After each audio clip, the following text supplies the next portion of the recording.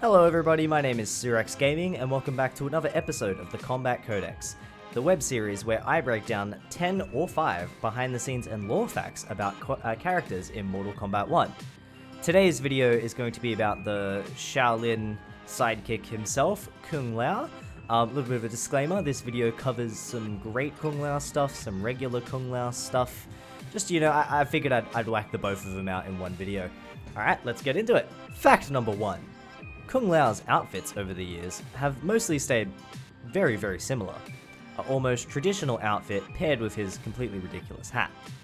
Another recurring motif for his outfit is the Chinese character on his shirt, or is it more of a tunic and his outfit, basically, which appears in Mortal Kombat 2, Mortal Kombat 3, and Shaolin Monks. It also appears on cameo Kung Lao's outfit in Mortal Kombat 1. The Chinese character stands for bravery, military, and strength, among other things. Fact number 2.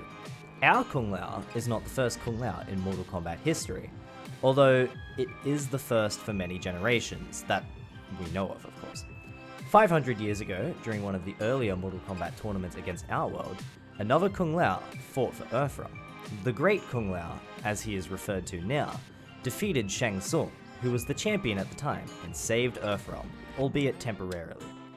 Shang Tsung would return for the next tournament, this time bringing the Shokan Prince Goro, who would defeat and kill the Great Kung Lao, becoming the champion himself. Fact number 3. The Great Kung Lao's story would be further explored in the TV series Mortal Kombat Conquest, in which Kung Lao is actually the main character. In this, unfortunately non-canon as of right now, show, we follow the Great Kung Lao's life 500 years before we meet his descendants.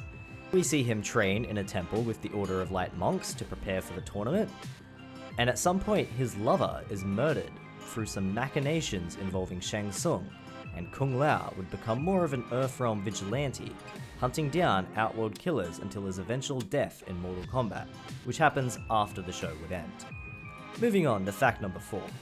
Another member of the Kung family is Lao's cousin Jin from Mortal Kombat X.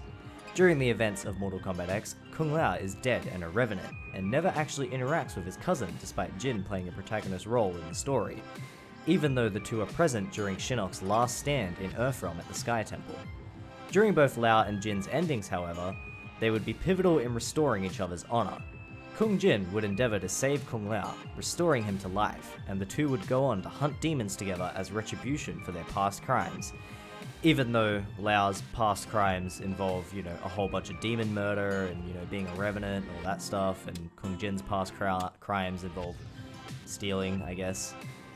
This ending would be non-canon, however, as in Mortal Kombat 11, Kung Lao is still a revenant, and Kung Jin is completely missing, absent of mention.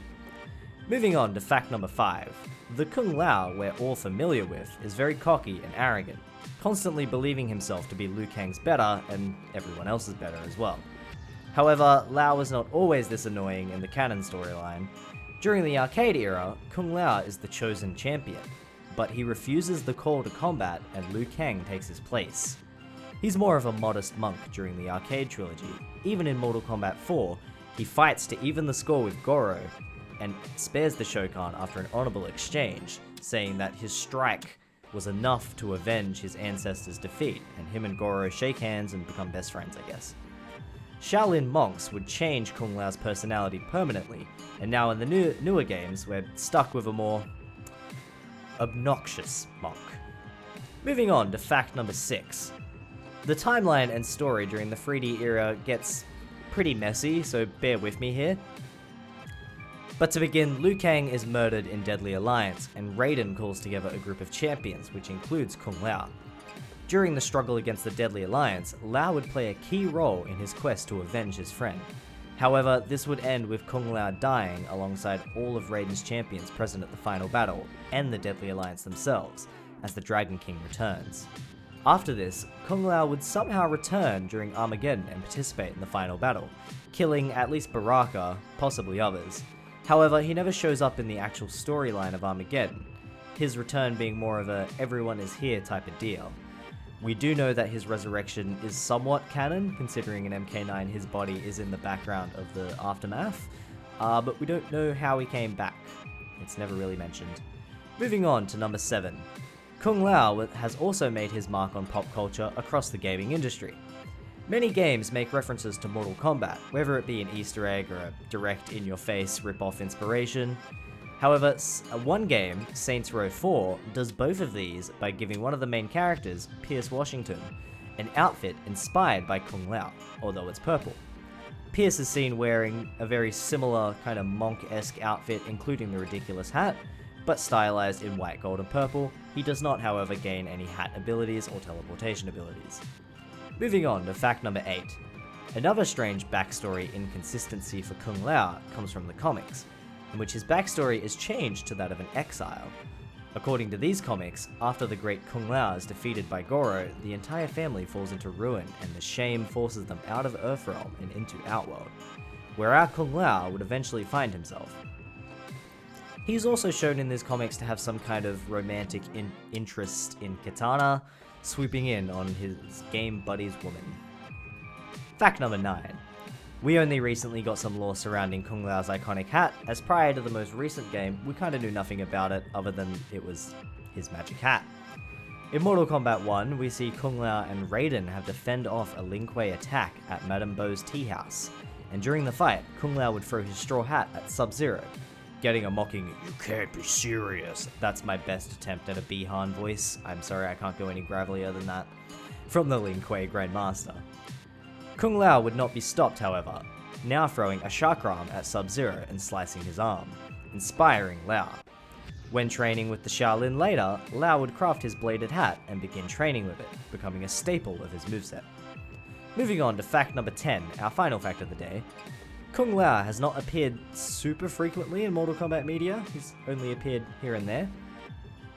He was in the classic comics, as mentioned earlier in the video, and he was the main character in Conquest, played by Paolo Montalban. Kung Lao would not receive his movie debut until the 2021 live-action movie, played by Max Huang. He also appears in the Legends animated movie Battle of the Realms, voiced by Matthew Yang King, who also voices Liu Kang in the games.